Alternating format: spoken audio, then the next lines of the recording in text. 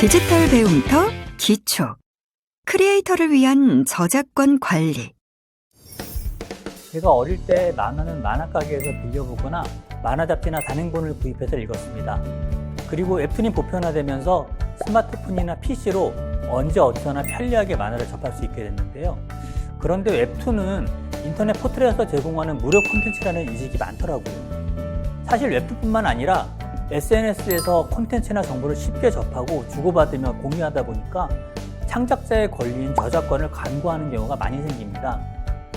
마음먹고 저작권 침해 등 불법을 저지르는 경우도 있지만 사실은 잘 몰라서 또는 애매해서 남의 권리도 침해하고 또 내 권리도 제대로 못 지키는 경우가 많은데요. 디지털 시대 저작권 문제, 이 시간에 확실히 정리해드리겠습니다. 오늘은 저작권이란 무엇인가에 대해, 그리고 SNS와 저작권과 타인의 디지털 저작권을 지키는 방법, 저작권을 지키는 창작자가 되기 위한 방법에 대해 알아보겠습니다. 저작권이란 무엇인가? 여러분 안녕하세요. 웹툰 작가 김향수입니다. 오늘 이 시간에는 디지털 콘텐츠에 있어서 빼놓을 수 없는 저작권에 관련된 이야기를 나눠보고자 합니다. 오늘 제 옆에는 임애리 변호사님께서 나와 계십니다. 변호사님 안녕하세요. 네, 안녕하세요. 임혜리입니다. 네, 저는 웹툰 작업을 하다 보니까 제 작품의 저작권도 좀 신경이 당연히 쓰겠지만 제가 작업을 하면서 혹시나 남의 저작권을 침해하지는 않나 이런 부분들도 좀 신경이 많이 쓰이기도 해요. 이게 좀 찾아보니까 너무 저작권이 어렵고 좀 복잡한 것 같더라고요. 네, 맞습니다. 저작물에 대한 권리의식, 그러니까 저작권의 역사는 상당히 오래전에 시작됐습니다. 15세기 출판 인쇄술의 발명으로 대량 복제가 가능해지면서 사람들은 저작권에 관심을 갖게 됐고 1684년 독일 황제의 칙령으로 저작권이 권리로 인정을 받게 됐습니다. 그러다가 디지털 시대가 되고 대량 복제가 가능해지면서 저작권 문제가 더 복잡해졌다고 볼 수 있겠는데요. 요즘은 AI 등 사람이 만든 소프트웨어가 데이터 학습을 통해 생산한 콘텐츠의 저작권 문제까지 대두되고 있는 상황입니다. 그러면 AI 인공지능이 만든 것도 저작권을 인정을 해야 된다는 얘기입니까? 네, 실제로 인공지능의 저작권도 한참 논의 중입니다. 예를 들면 그림을 그리는 인공지능이나 음악을 연주하는 인공지능의 경우에 그 작품의 저작권은 누구의 것이냐라는 문제가 대두되고 있는 거죠. 그럴 수 있겠네요. 저작권이 무엇인지 좀 확실히 짚고 넘어가야겠네요. 네, 저작권을 알아보기 위해서 먼저 지식재산권을 이해해야 하는데요. 지식재산권이란 인간의 지적 창조물에 대한 권리를 말합니다. 그러니까 문학, 예술, 연출, 공연, 음반, 방송, 발명 등 모든 지식 활용에서 발생하는 권리죠. 이 지식재산권에 저작권이 포함되는 건가요? 그렇습니다. 지식재산권은 일반적으로 산업재산권과 저작권으로 분류되는데요. 최근엔 신지식재산권도 별도로 분류하기 시작했습니다. 인공지능이나 데이터 과학, 블록체인 등 정보 기술의 발달에 따라 창조물의 범주가 점점 다양해지기 때문입니다. 그렇군요. 변호사님, 제가 듣기로는 이 저작권과 특허권 이들이 좀 다른 개념이라고 들었습니다. 그렇죠. 특허권이란 발명을 독점적으로 이용할 수 있는 권리라고 이해하시면 되고요. 저작권은 인간의 사상이나 감정을 표현한 창작물, 그러니까 저작물에 부여되는 배타적 권리를 말합니다. 그렇군요. 저작권은 제가 한번 말씀을 드려볼게요. 저작권은 창작과 함께 효력이 발생하고 특별히 등록 같은 절차가 없어도 되는 걸로 저는 알고 있거든요. 그리고 보호기간은 저작자의 살아있는 동안은 물론이고 사후 70년까지도 보장이 된다고 알고 있습니다. 맞습니다. 정확히 알고 계신데요. 그런데 특허권은 반드시 특허 출원과 심사를 통해서 등록을 해야만 권리가 발생하는데요. 보호기간은 특허 출원일로부터 20년까지입니다. 저작권 문제가 정말 많아지다 보니까 이 저작권 보호기간도 상당히 많이 생겼더라고요. 네, 먼저 문화체육관광부 산하의 공공기관으로 한국저작권보호원과 한국저작권위원회가 있고요. 주로 콘텐츠 산업 발전과 저작권 보호에 관한 업무를 수행합니다. 이외에도 한국음악저작권협회, 한국문예학술저작권협회, 한국복제전송저작권협회 등 해당 분야의 저작권 신탁과 관리를 목적으로 설립한 단체들이 있습니다. SNS와 저작권. 자, 이번에는 다른 사람들의 저작권을 침해하지 않는 방법을 좀 살펴보려고 하는데요. 저도 블로그를 운영을 하고는 있는데 이 저작권 때문에 이 게시물을 올리는 것도 좀 상당히 조심스럽고 그렇더라고요. 맞습니다. SNS가 발전하면서 저작권이 더 큰 문제로 떠오르고 있습니다. SNS상에서는 작가님처럼 직업 창작자가 아니더라도 누구나 콘텐츠 소비자인 동시에 창작자가 될 수 있기 때문입니다. 네, 우리나라 SNS 이용률이 2021년 1월 기준으로 89.3% 정도인데 이 세계 평균이 53.6%라고 해요. 훨씬 1.7배 정도 높다고 하더라고요. 그러니 저작권 문제도 더 빈번하게 발생을 하지 않을까 싶습니다. 그렇습니다. 자료나 콘텐츠를 주고받고 공유하는 과정에서 저작권을 침해하는 사례가 더 많아지는 거죠. 실제로 SNS를 통한 저작권 침해 문제는 저작권 보호 이슈에서 매년 상위권에 유지될 정도로 심각합니다. 네, 그런데요, 개인 SNS고 또 상업적인 의도가 전혀 없는 경우에도 이 저작권이 문제가 되나요? 이 다른 웹툰들을 보면 SNS에도 막 돌아다니고 그런 것도 많이 봤거든요, 저는. 상업적 의도가 없더라도 SNS에 자기가 좋아하는 작가의 작품을 등록하거나 드라마나 영화 장면을 캡처해서 올리거나 좋아하는 연예인의 음원을 팬 입장에서 홍보하려고 올리는 것, 그리고 뉴스 기사 등을 스크랩해서 게시하는 것 등은 모두 불법입니다. 그럼 메신저 프로필에 캡처한 사진이나 이미지를 사용하는 건 어떤가요? 메신저 프로필은 메신저를 사용하는 사람들과 공유할 수 있다는 점에서 소셜미디어의 성격을 갖습니다. 그렇기 때문에 타인의 사진이나 그림, 동영상 등을 무단으로 캡처하거나 스크랩해서 메신저 프로필 사진으로 등록하거나 메신저에서 공유하는 것 모두 결국에는 저작권 침해에 해당됩니다. 조금 구체적으로 예를 들어볼게요. 연예인 사진을 SNS에서 공유하거나 프로필로도 사용하는데요. 우리나라에서는 상업적 목적이 아닌 경우에는 퍼블리시티권 침해 문제가 발생하지 않습니다. 단 사진 작가 등에 의한 창작물인 경우에는 원 저작자의 동의가 필요합니다. 그리고 영화나 애니메이션의 한 장면을 캡처해서 공유하거나 메신저 프로필로도 많이 사용하는데요. 저작권자가 문제를 제기한다면 저작권법 위반이 됩니다. 그러니까 작가님의 작품이 재밌다고 개인 SNS에 올리고 공유하는 것은 저작권 문제가 생길 수 있다는 거죠. 캘리그라피나 일러스트 파일도 마찬가지입니다. 원작자의 동의나 허락을 받아야 합니다. 그러니까 본인이 스스로 촬영하거나 제작하지 않은 모든 콘텐츠는 타인의 창작물, 더 나아가서 재산이라는 생각을 늘 확실하게 가지고 있어야겠네요. 그러면 무조건 허락받을 테니까요. 그리고 무엇보다 자신의 저작권은 스스로 지키는 것이 중요한데요. SNS에서 저작권 침해를 해결하는 방법을 함께 살펴보겠습니다.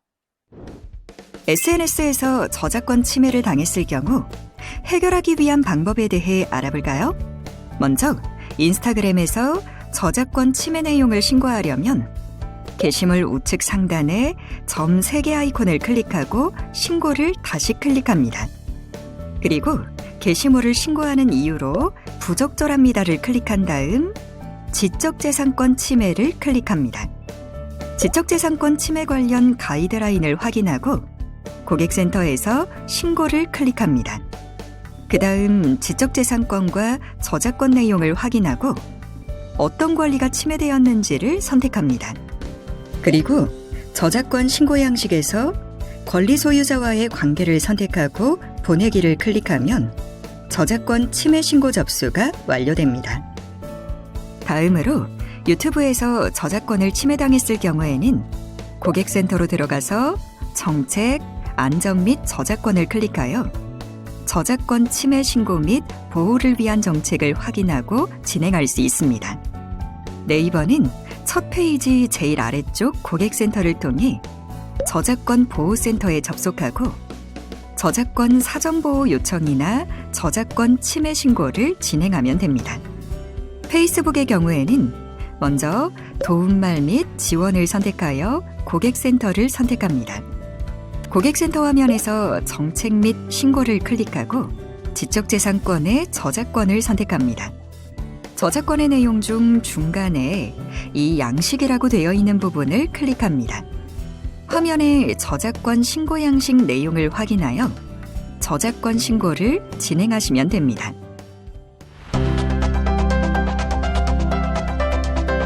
타인의 디지털 저작권 지키기. 지금부터는 디지털 저작권의 범위와 어떻게 다른 사람의 디지털 저작권을 침해하지 않는지를 이야기를 해보죠. 사실 웹툰은 그 일부를 무료로 배포하는 경우가 있어서 좀 무료라는 인식이 많습니다. 그래서 캡처해서 공유하는 경우도 많지 않나 싶은데요. 네. 부분이든 전체든 다른 사람의 저작물을 이용하거나 전달, 공유하는 것은 다 저작권 침해입니다. 웹툰의 경우 불법 공유 사이트나 블로그에 올리는 거 모두 불법입니다. 그리고 올리는 것뿐만 아니라 다운로드하거나 읽는 것도 모두 저작권법에 저촉되고요. 캡처해서 블로그에 공유하거나 메신저를 통해 전달하는 것도 모두 불법입니다. 그리고 공유하면서 수익을 창출하는 것은 두말할 필요 없이 불법입니다. 네, 확실히 이해했습니다. 그런데 콘서트에서 개인이 촬영을 하거나 녹음한 걸 듣거나 공유하는 것도 저작권 침해인가요? 물론입니다. 특히 콘서트에는 음원뿐 아니라 가수와 댄서, 무대 장치에 대한 모든 권리가 다 포함되어 있습니다.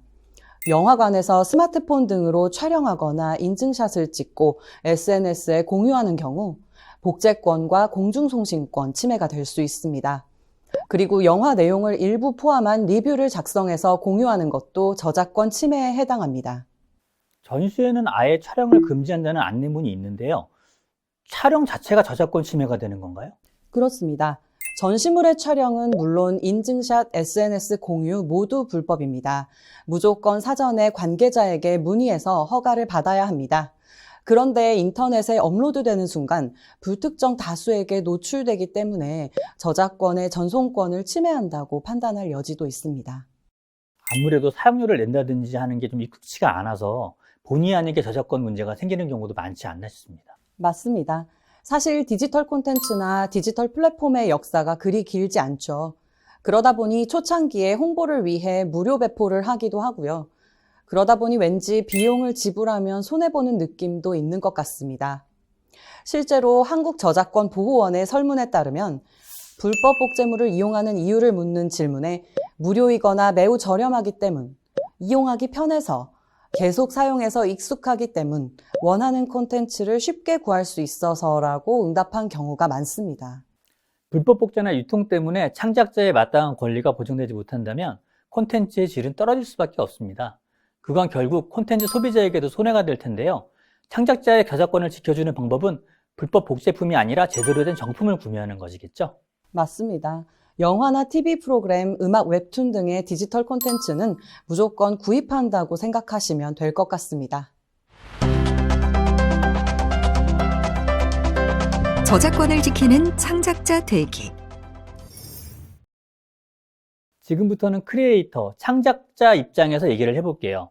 모르는 사람들이 보기에는 컴퓨터 하나로 작업을 한다고 생각할 수 있겠지만 사실 작업을 하는 데는 여러 가지 장비와 소프트웨어 같은 추가적인 것들이 필요합니다. 이러한 소프트웨어들 경우에도 역시 저작권이 있으니까요. 물론입니다. 컴퓨터에는 메모장, 그림판 등 디지털 콘텐츠를 제작할 수 있는 기본 프로그램이 설치되어 있습니다. 그런데 이외에 한글과 컴퓨터의 한컴 오피스, 그러니까 한글, 한셀, 한쇼나 마이크로소프트의 워드, 엑셀, 파워포인트 등은 유료로 제공되는 프로그램입니다. 사용료를 지불하고 정품 소프트웨어를 이용하는 것이 프로그램 저작권을 인정하는 가장 기본적인 방법일 텐데요. 이번에는 한컴 오피스와 마이크로소프트 365를 구매하는 방법을 함께 알아보도록 할까요? 그럼 먼저 한컴 오피스의 제품을 구매하는 방법부터 살펴볼까요? 일단 한글과 컴퓨터 웹사이트에 접속해서 회원 가입을 한 후 로그인합니다. 로그인을 하셨다면 구매 메뉴로 가서 한컴 오피스를 선택합니다. 한컴 오피스 항목에서 본인에게 맞는 제품을 선택한 후 구매하기를 눌러 결제를 진행합니다. 결제를 마친 후 마이 페이지에서 주문 배송을 클릭하여 구매 내역을 확인하고 사용권 증서를 클릭합니다. 사용권 증서 내용을 확인한 후 제품 등록, 정품 인증을 클릭하여 구매한 제품의 설치 파일을 다운로드 받고 제품 설치를 진행하면 됩니다. 그럼 이번에는 마이크로소프트 365 구매 및 설치 방법에 대해 살펴볼까요? 먼저 마이크로소프트 웹사이트에 접속하여 로그인합니다. 계정이 없을 경우 계정을 생성한 후 로그인합니다. 로그인을 했다면 마이크로소프트 365를 클릭하고 지금 구입을 선택합니다. 필요한 프로그램을 찾아서 선택하고 지금 구입을 클릭하여 결제하고 설치 진행합니다. 설치가 완료되면 워드, 엑셀, 파워포인트 등 마이크로소프트 오피스에 포함된 프로그램들이 컴퓨터에 잘 설치되었는지 확인합니다. 네, 소프트웨어 구매 방법 잘 확인하셨나요? 이 세상의 모든 콘텐츠들이 다 그렇지만 특히 디지털 콘텐츠의 경우에는 100% 자신만의 창작물인 경우는 보기 힘들 것 같습니다. 그건 정말 불가능하죠. 그래서 요즘은 월 이용료를 내고 저작권 걱정 없이 효과음이나 배경, 그림 등을 사용할 수 있는 재료 콘텐츠 시장이 주목받고 있습니다. 네, 여기서 재료 콘텐츠란 창작자가 자기 콘텐츠를 만드는 데 필요한 사진이나 효과음, 짧은 영상 등을 재료로 이용할 수 있는 그런 콘텐츠를 말하는데요. 특히 한국저작권위원회가 운영하는 공유마당이나 한국문화정보센터에서 운영하는 공공누리에서는 무료로 저작권 걱정 없이 다양한 공유작물을 이용할 수 있습니다. 공공누리에서 무료로 제공되는 콘텐츠를 이용할 때에는 기관명과 공공누리 유형, 저작물명, 저작자 등을 포함한 출처를 반드시 표시해야 합니다. 예를 들면 본 저작물은 어떤 기관에서 언제 작성하여 공공누리 제몇 유형으로 개발한 저작물을 이용하였으며 해당 저작물은 기관 홈페이지에서 무료로 다운받으실 수 있습니다. 라고 표시하거나 본 저작물은 공공누리 제몇 유형에 따라 어떤 기관, 누구의 공공저작물을 이용하였습니다.로 표시해야 합니다. 다른 사람의 저작권을 함부로 이용한 창작물은 불법 창작물입니다. 당연히 본인의 저작권을 주장할 수도 없습니다. 그러니까 타인의 저작권을 인정하고 지켜야만 나의 저작권도 존중받을 수 있다는 얘기죠. 그렇죠. 인용한 자료는 반드시 출처를 표시해야 합니다. 출처 표기 없이 타인의 저작물을 일부라도 무단으로 사용하는 것은 표절입니다. 저작권자의 허락을 받지 않고 활용하면 저작권 침해로까지 연결될 수 있습니다. 그러니 반드시 출처를 표시해야 하는데요. 웹사이트의 기사나 블로그 등 인터넷 자료를 사용하는 경우에는 URL과 접속 날짜를 정확하게 표기해야 합니다. 혹시 나도 모르게 남의 저작권을 침해하고 있지는 않나 걱정되죠? 실제로 온라인을 통해 무분별하게 설치한 프로그램이나 폰트 등이 내 컴퓨터에 저장되어 있을 수 있는데요. 이렇게 불법 다운로드한 소프트웨어를 점검하는 도구도 있습니다. 함께 알아볼까요? 불법 다운로드한 소프트웨어를 점검하기 위해 먼저 카피 112에 접속하여 소프트웨어 점검 도구 다운로드에 바로 가기를 선택합니다. 스탠드얼론 일반용에서 윈도우 인스펙터에 다운로드를 클릭합니다. 다운로드된 파일의 압축을 해제하고 설치 파일을 더블 클릭하여 설치를 진행합니다. 설치된 파일을 실행하고 점검 시작을 클릭한 뒤 사용자 정보를 입력하고 점검을 진행합니다. 점검이 완료되면 엑셀 파일이나 IPT 파일로 저장하여 확인할 수 있습니다.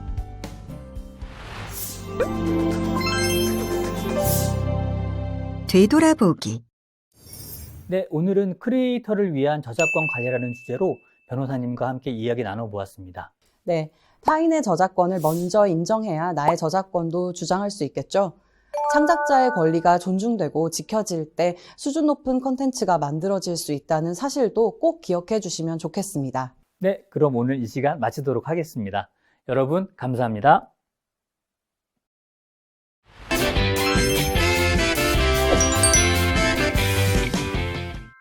이것으로 크리에이터를 위한 저작권 관리 학습을 마치겠습니다. 감사합니다.